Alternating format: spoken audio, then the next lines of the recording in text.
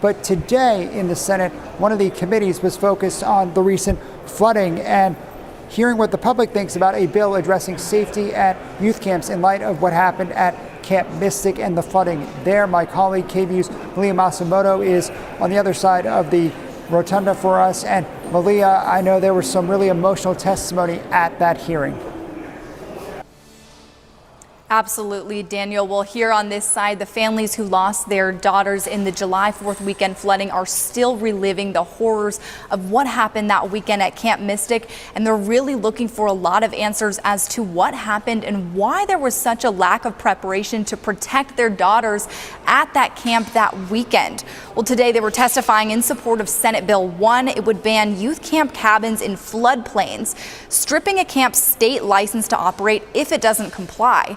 And it would require all camps to have an emergency plan for natural disasters. Camp leaders would have to submit those plans to the state health department to renew their licenses and also give those plans to campers' parents.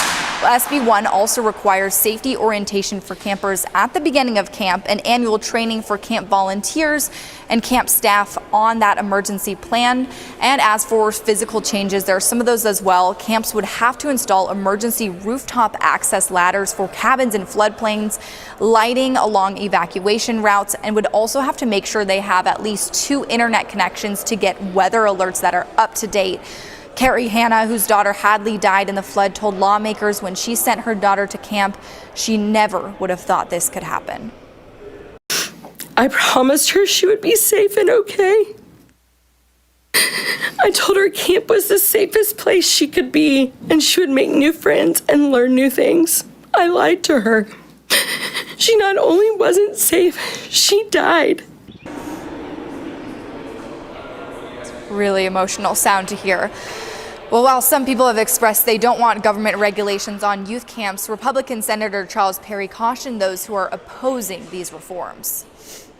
So you better get ready for some hard questions on the bill.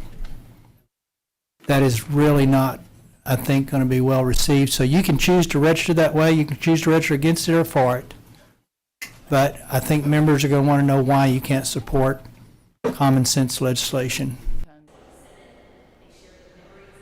Well, today some speakers mistakenly signed up to testify against the bill, but everyone here did switch to supporting the bill during their testimony. And the senators on the committee assured families today that they are trying to get this bill passed as soon as possible so they don't have to wait to next legislative session to make these changes. Senator Perry also said that Senate Bill 1 could be voted off the Senate floor on Thursday. Reporting live from the Capitol, Malia Masamoto, KVUE News.